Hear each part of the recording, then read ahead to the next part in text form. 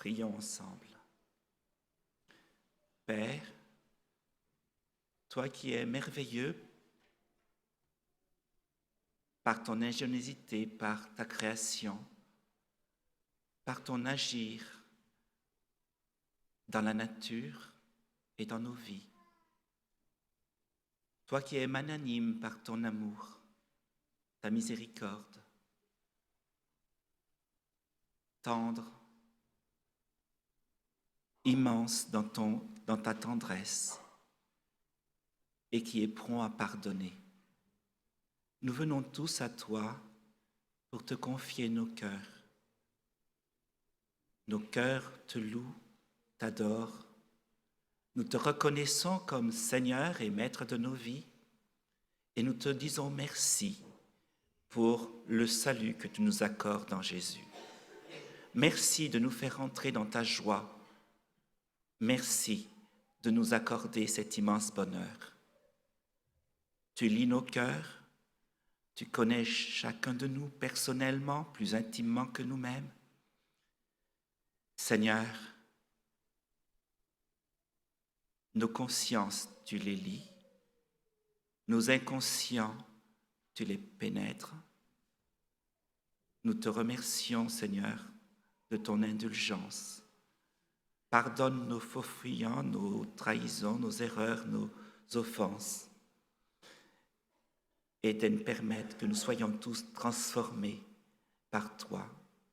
Libère-nous du poids de la culpabilité et mets-nous en marche vers les autres pour que nous puissions nous ouvrir, apprendre à nous aimer, à nous connaître, à nous apprécier.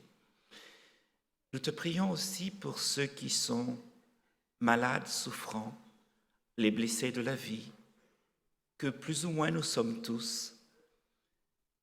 Nous avons besoin de ta paix, de ton pouvoir de vie et de guérison dans nos cœurs, dans nos corps. Merci pour cette cérémonie de clôture,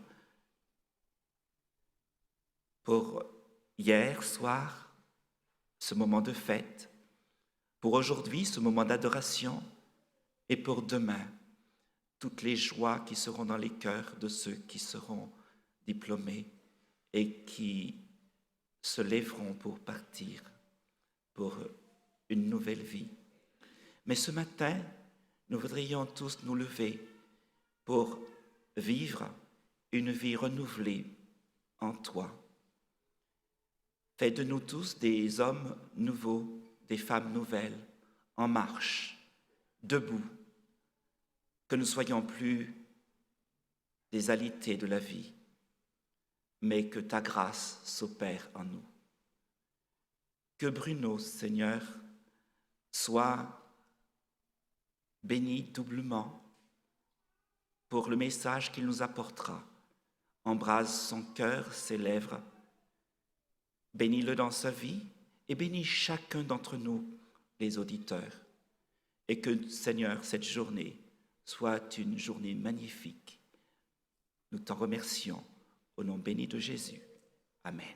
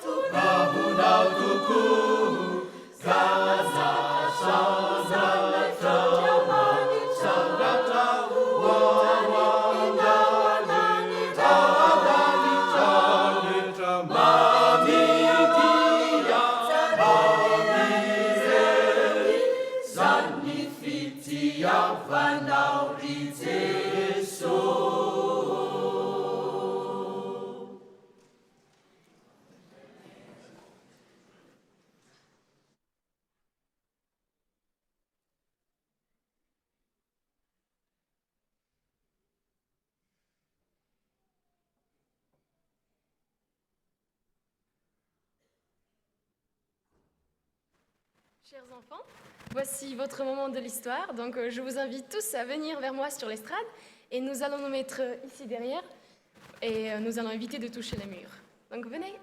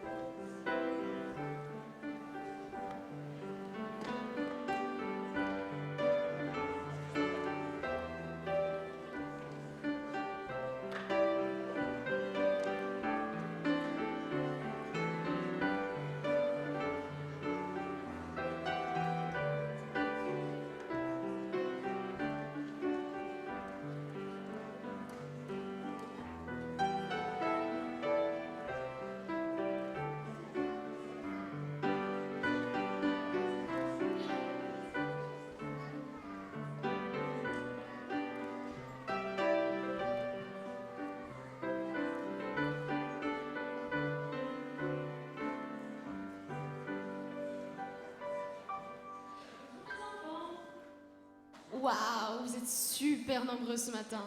Ça me fait très plaisir de vous voir tous ici avec moi.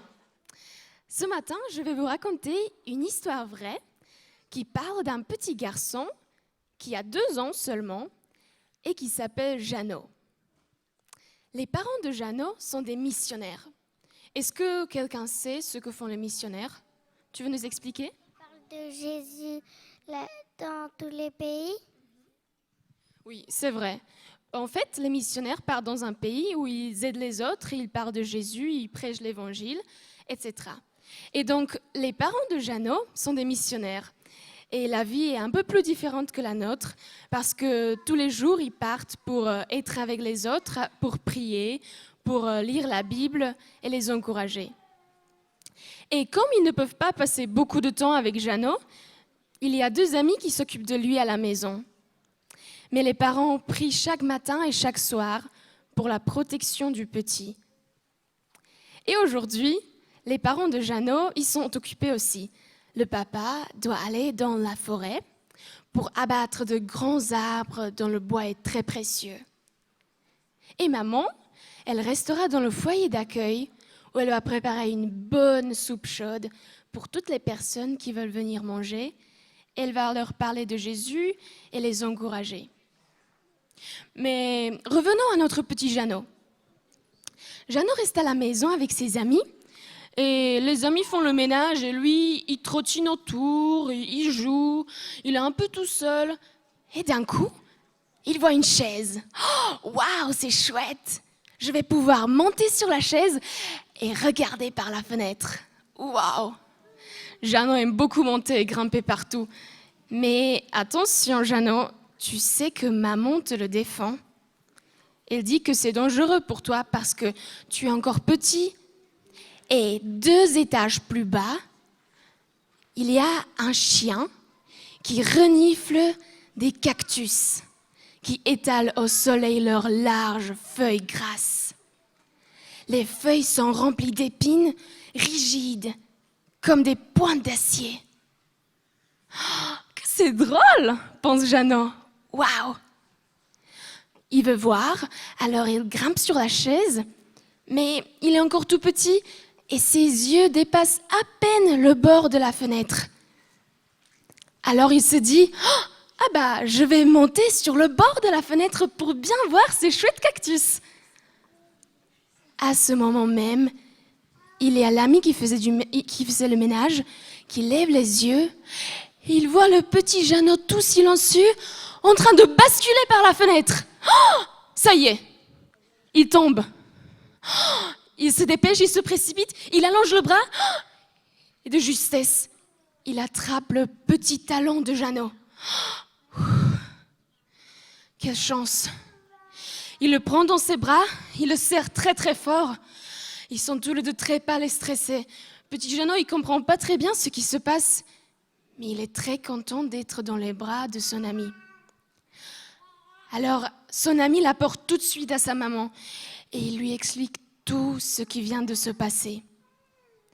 Maman est très émue et elle dit, « Tu sais, nous prions chaque matin et chaque soir pour la protection de notre petit Jeannot. » Et alors l'ami répond, « Madame, vous savez, je suis sûre que c'est Dieu qui a fait lever mes yeux, car je n'avais rien entendu.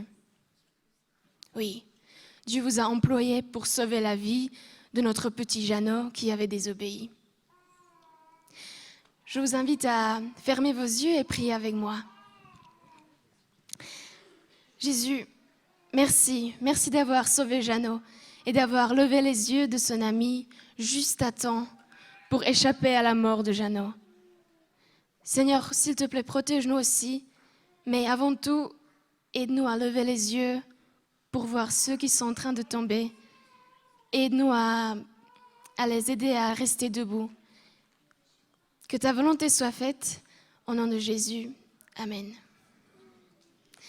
Voilà les enfants, vous pouvez retourner à vos places et passer un bon sabbat.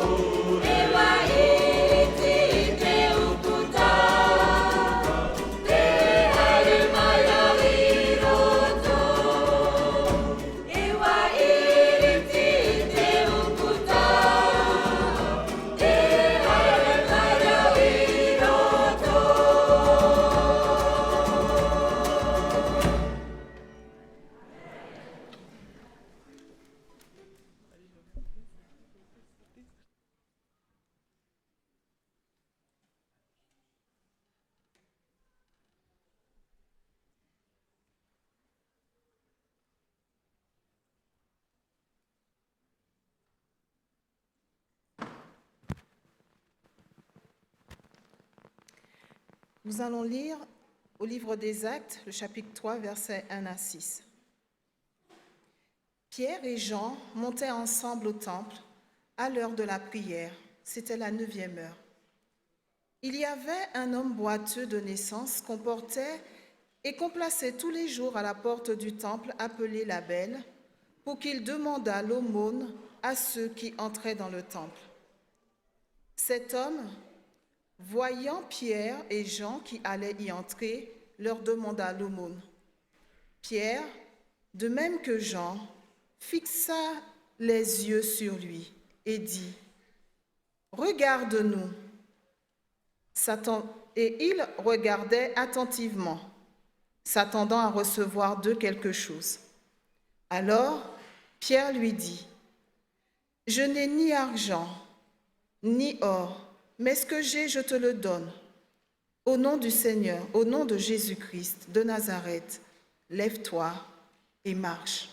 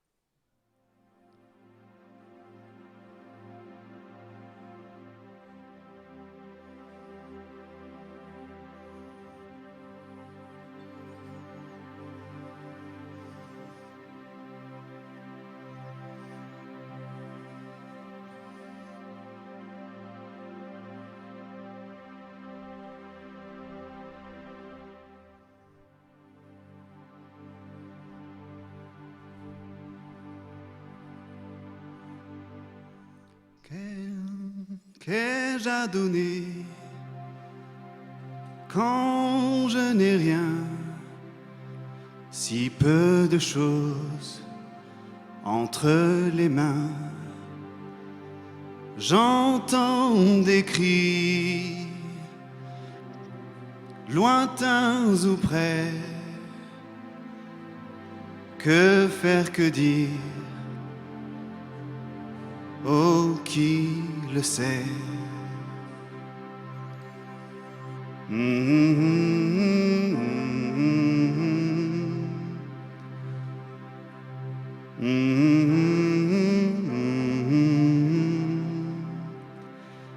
Que peuvent l'or ou bien l'argent? Il faut plus fort et bien plus grand. Et cet espoir puissant résonne. C'est ce que j'ai, je te le donne. Oh, alors debout, oh, debout, cette puissance n'est pas de nous.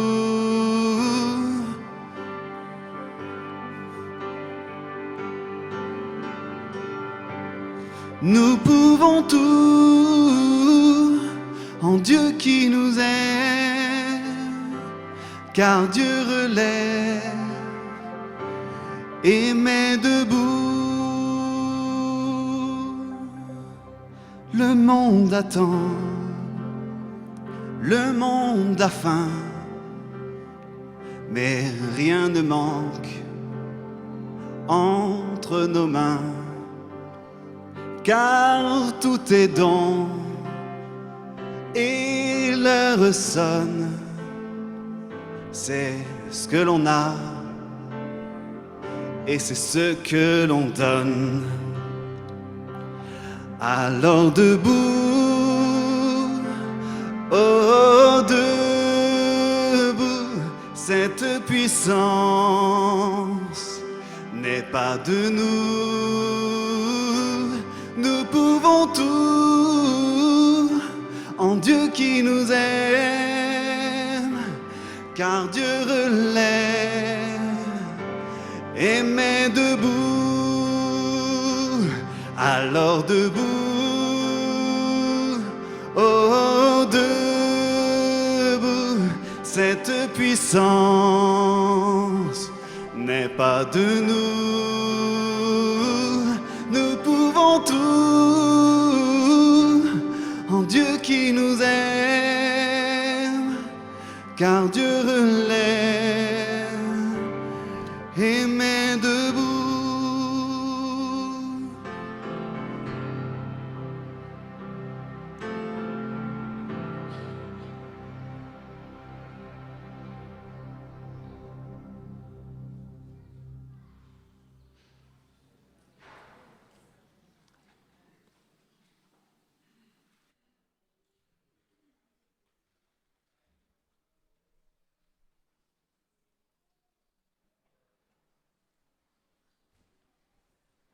Merci beaucoup, Gaël.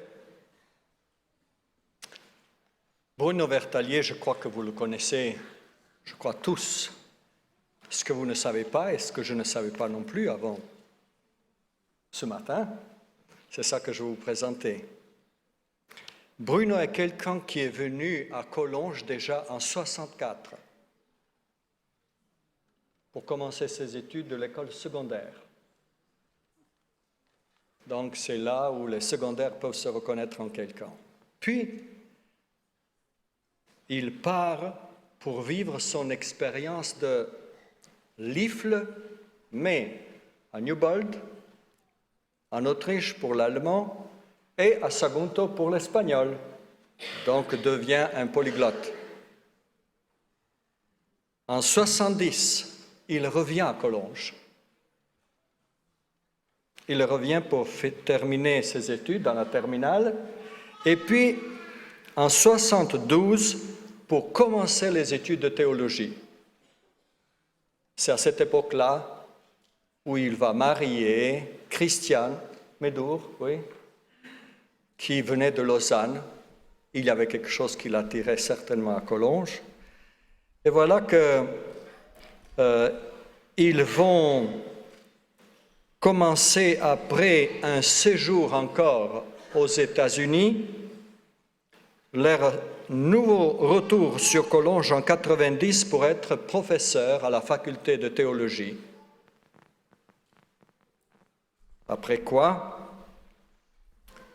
il va retourner à plusieurs reprises à Collonges en tant qu'administrateur, directeur de président de l'Assemblée générale du campus. Comme vous le remarquez, Bruno était pasteur, il était animateur des jeunes, missionnaire dans la ville de Madagascar, professeur à la faculté, pasteur en charge des pasteurs, administrateur de la division euro-africaine et maintenant intereuropéenne. Tout cela en 41 ans de ministère dans l'Église avec son épouse Christiane. Ils ont 3 enfants, 5 petits-enfants et après la conférence générale, il sera le retraité dans la région quelque part ici, non? Peut-être. Tu es bienvenu, mon cher, à Collonges encore pour nous présenter une très belle présentation sur comment tenir debout. Merci à votre pasteur, à Daniel, pour ces paroles de bienvenue. Oui, il fait bon se retrouver dans la maison du Seigneur. Et chère famille de l'Église adventiste de Collonges et chère famille scolaire aussi, que le Seigneur vous bénisse les uns et les autres dans votre vie, dans vos projets, et qu'ainsi nous puissions continuer à nous tenir debout. Merci aussi à nos chorales, à Misaotra Tupko, à la chorale malgache, et puis aussi tout à l'heure à nos Tahitiens. Cette fois, on les a reconnus. Hier soir, ils essayaient d'être incognito, mais ce matin, on les a bien reconnus. Merci d'être présents et vous représentez cette terre magnifique de Tahiti dans le Pacifique Sud. Et oui, ça donne toujours envie d'y aller ou d'y retourner peut-être. Et puis, merci à Gaël aussi pour ce chant de circonstance où il nous invite à être debout. Que le Seigneur nous permette ce matin de continuer à être debout pour le servir.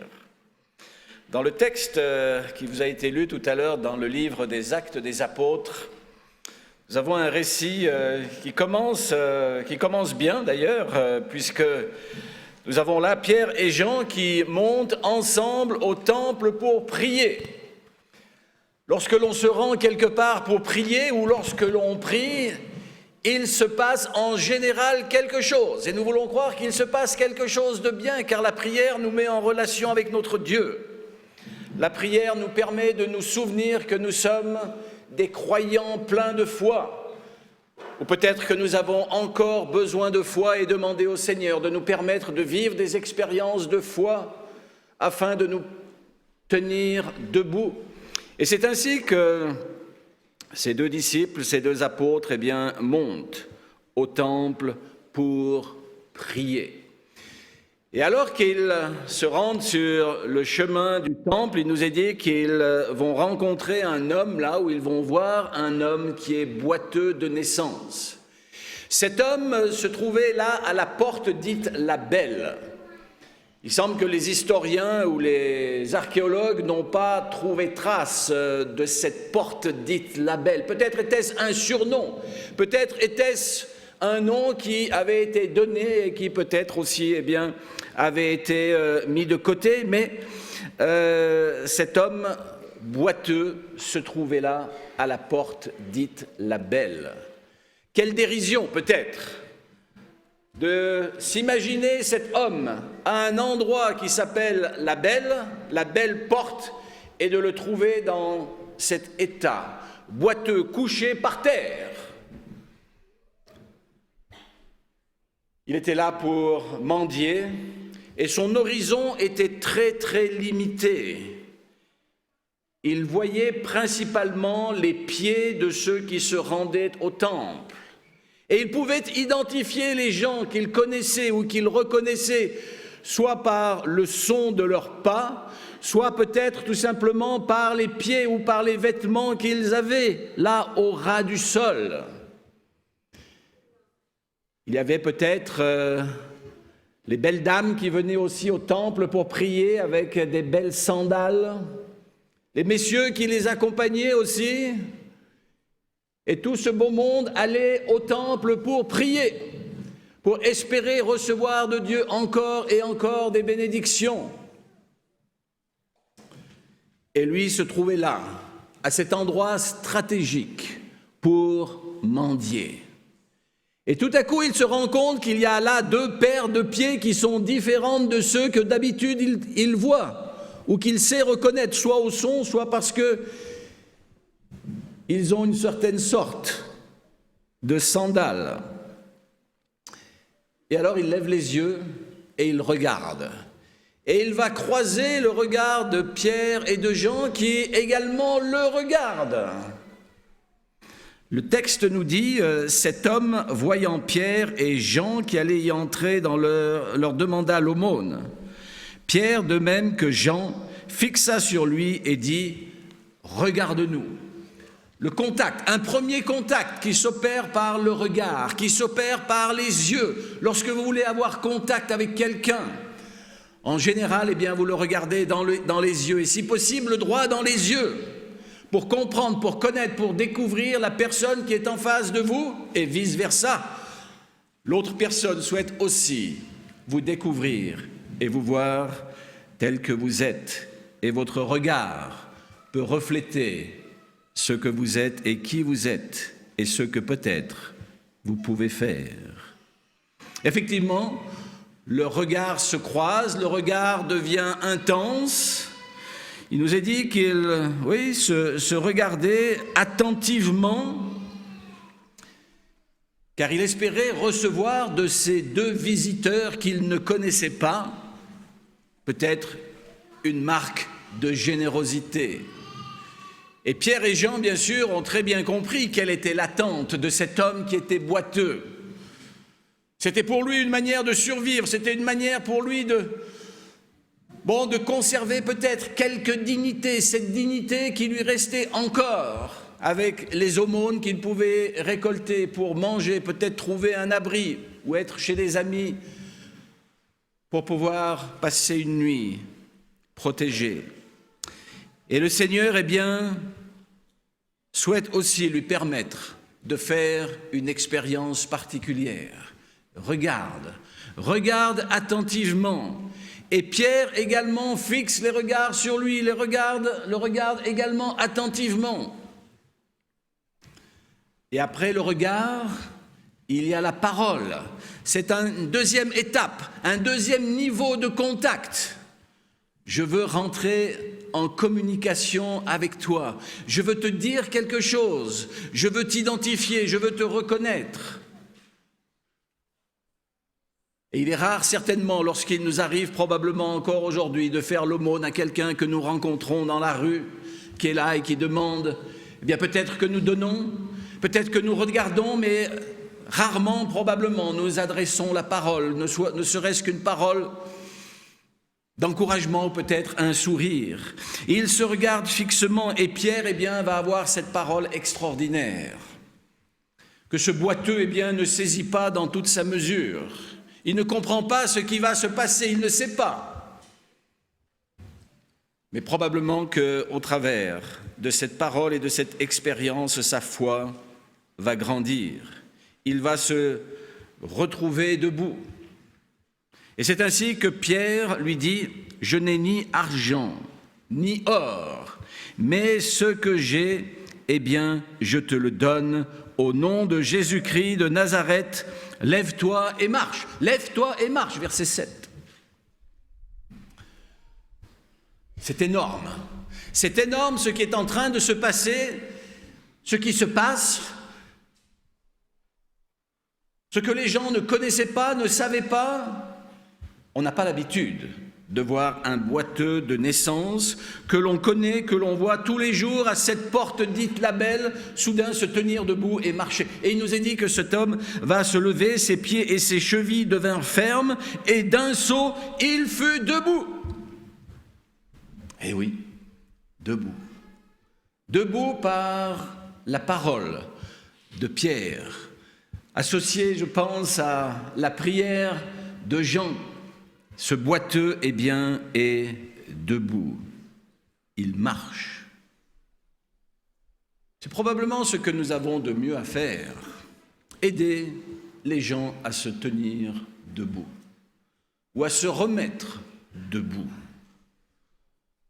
Il arrive parfois, et vous connaissez certainement des gens qui sont peut-être comme ce boiteux allongé, brisé, cassé par la vie, que ce soit d'une manière physique, que ce soit d'une manière spirituelle, que ce soit d'une manière émotionnelle, ils sont par terre.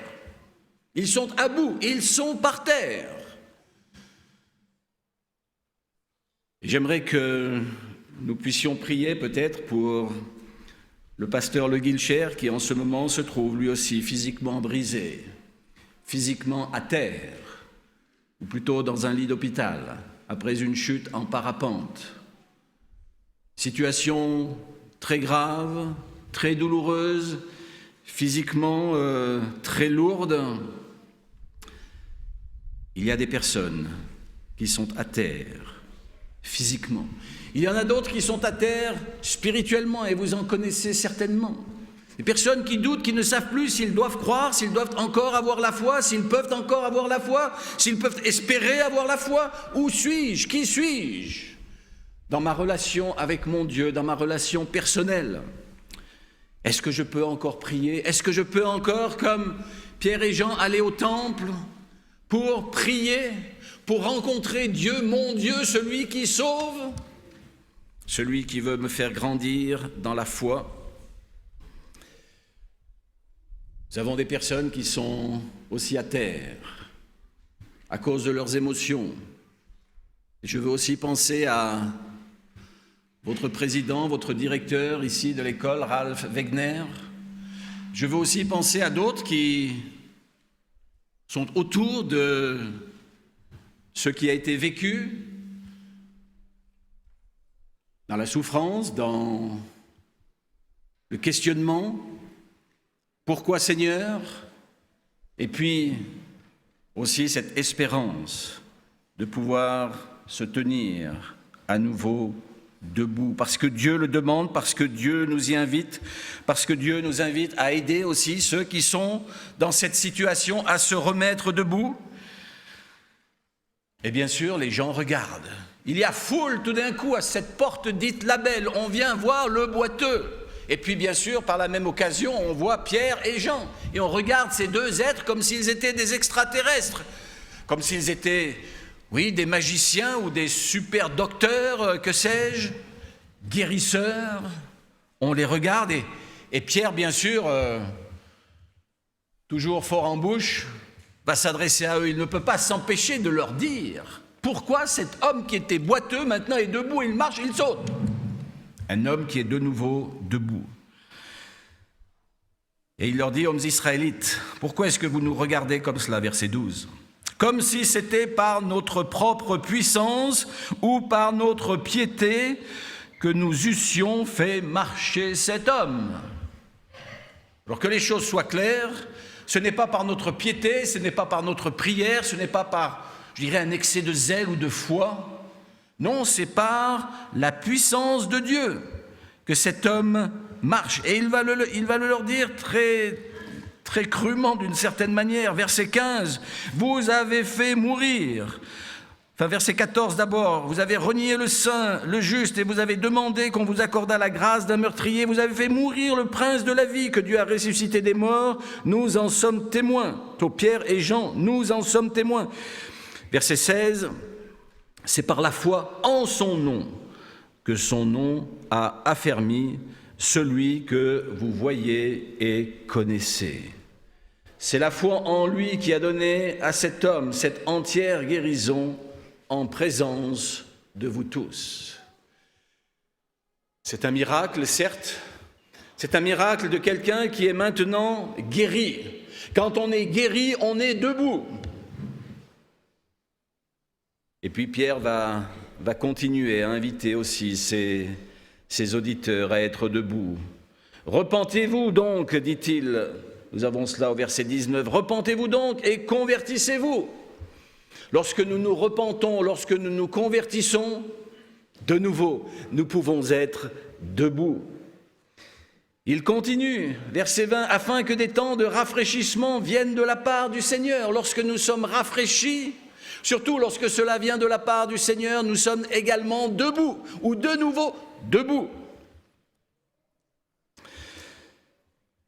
Oui, c'est ce Jésus-Christ qui est venu du ciel et qui revient, et cela jusqu'au rétablissement de toutes choses.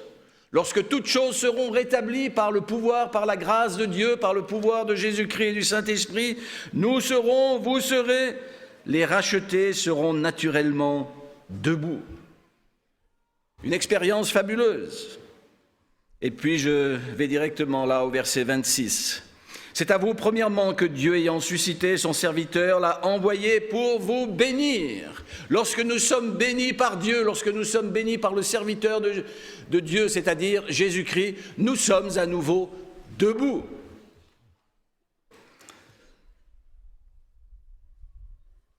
Oui, cela me fait drôle de vous parler d'être debout alors que vous êtes tous assis. Si, quand même, dans le fond, il y en a quelques-uns qui sont debout.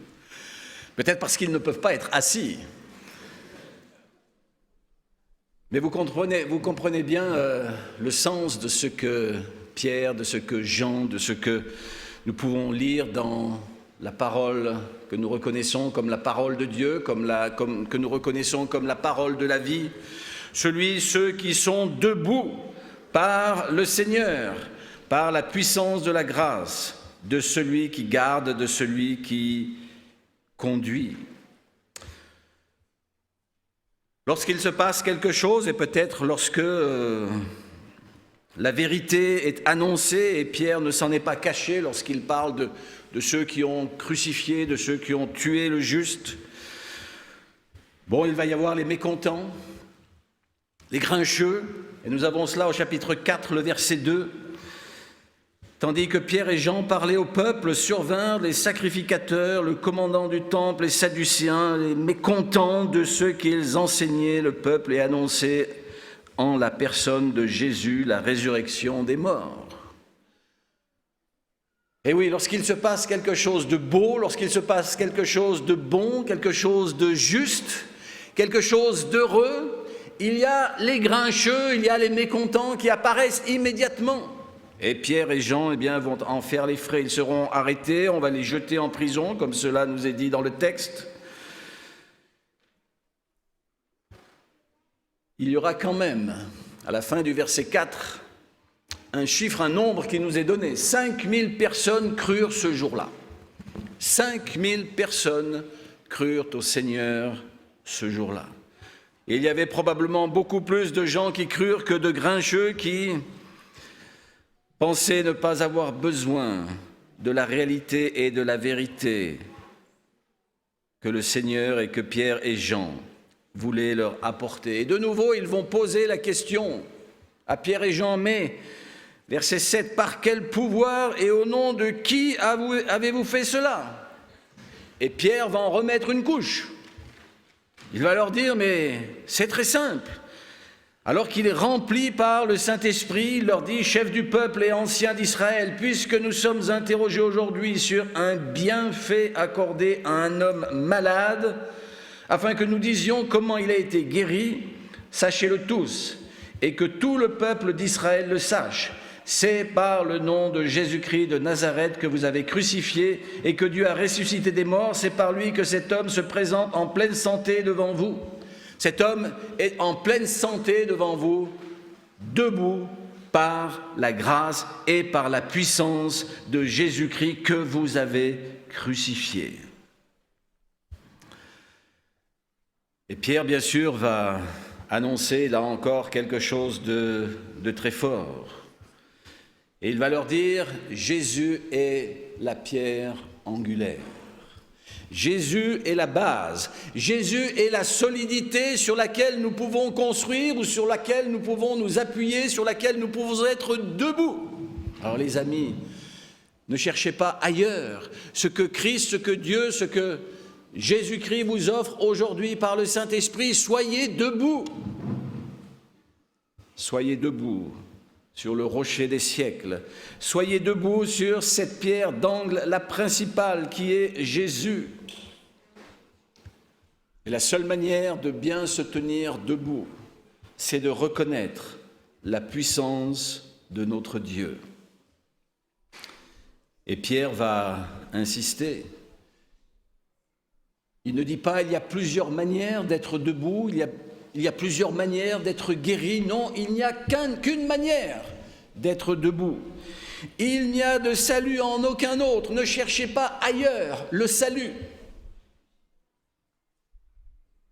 Le salut est en Jésus. Il n'y a sous le soleil, sous le ciel, verset 12, aucun autre nom qui ait été donné parmi les hommes par lequel nous devions être sauvés. Là encore, tout semble se simplifier ou être très simple pour notre compréhension. Être debout signifie être sauvé. Être sauvé signifie être debout. Et c'est précisément ce que l'apôtre Pierre, par la grâce du Saint-Esprit, par la puissance de Dieu, venait de réaliser. Cet homme était maintenant debout. Il était sauvé, c'est ce qu'il devait lui aussi comprendre. Il n'y a pas de limite pour le Seigneur, pour que nous puissions être guéris, pour que nous puissions nous repentir, pour que nous puissions nous convertir, que nous puissions nous pardonner les uns les autres. Cela au pied de Jésus, sur la pierre de l'angle, sur celui qui est solide, sur celui qui veut que nous soyons debout. Et lorsque je regarde ici la dédicace, où il nous est dit « Je vais passer devant toi », vous vous souviendrez que cette parole a été adressée à Moïse qui avait lui aussi besoin d'être fortifié, Moïse qui avait besoin d'être solide, Moïse qui avait besoin d'être debout, alors qu'il allait affronter des circonstances et des situations de la vie en conduisant le peuple hors d'Égypte et pour le conduire vers la terre promise, où souvent il aurait l'impression d'être par terre, d'être anéanti, jusqu'à même demander la mort. Alors Dieu lui dit « Écoute, je vais passer devant toi, tu verras ma bonté. » Ah, je crois que ça a été un signal fort pour Moïse. Dieu lui disait, tu verras ma bonté. Lorsque l'on découvre, lorsque l'on voit la bonté de Dieu, lorsqu'on découvre la bonté de Jésus-Christ, et ce boiteux, eh bien, venez de découvrir qui était Jésus. Lorsqu'on découvre la bonté du Seigneur, alors nous sommes debout. Eh bien, puissiez-vous faire vôtre cette promesse de la parole, cette promesse que Pierre et Jean adressent aux boiteux. Sois debout, redresse-toi, fais-le par la grâce du Seigneur.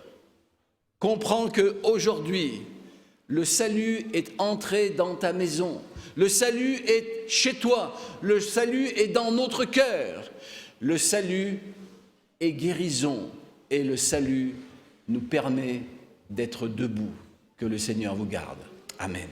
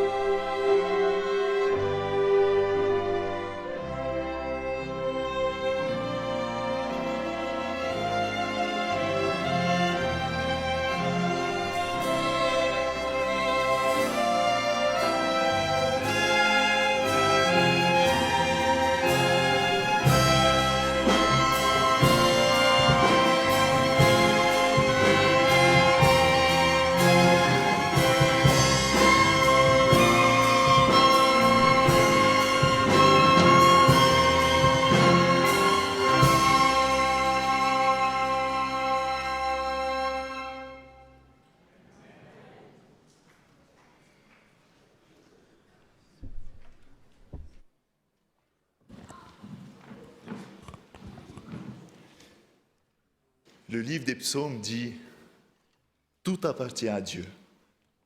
À l'Éternel la terre et ce qu'elle renferme, le monde et ceux qui l'habitent, car il a fondé sur les mers et affermi sur les fleuves. » Dieu peut dire à l'homme « Si j'avais faim, je ne te le dirais pas, car le monde est à moi et tout ce qu'il renferme. » Ainsi, le cœur qui sait cela est un cœur rempli de louanges. Car si nous reconnaissons qu'en tant qu'homme, qu'en tant qu'être humain, nous sommes des créatures de Dieu et nous appartenons à Dieu, donc nous avons cette assurance que Dieu lui-même prend soin de nous.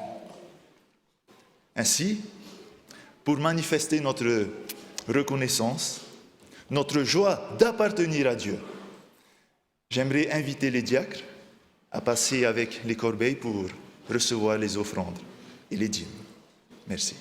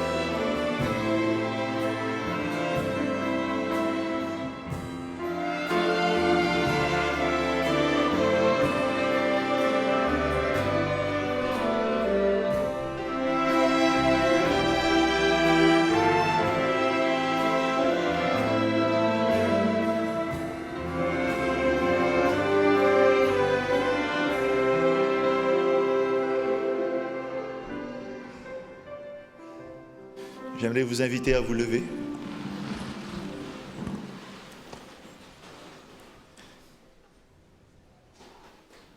Seigneur notre Dieu, notre Père éternel, c'est avec un cœur reconnaissant et un cœur rempli de joie que nous sommes devant toi ce matin et que nous voulons remettre entre tes mains ces dîmes et ces offrandes pour que toi-même qui es Dieu, toi-même qui est le commencement et la fin, tu puisses les utiliser pour le bien de ton Église et aussi pour l'avancement de ton œuvre dans le monde.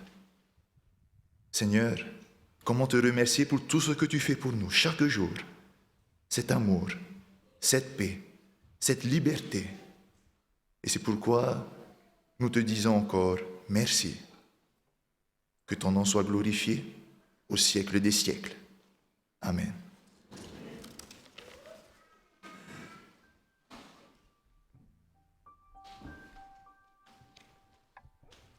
Alléluia, que ton règne vienne. Maranatha, viens, Jésus vient bientôt. Alors je vous invite à chanter ces paroles avec joie, avec force.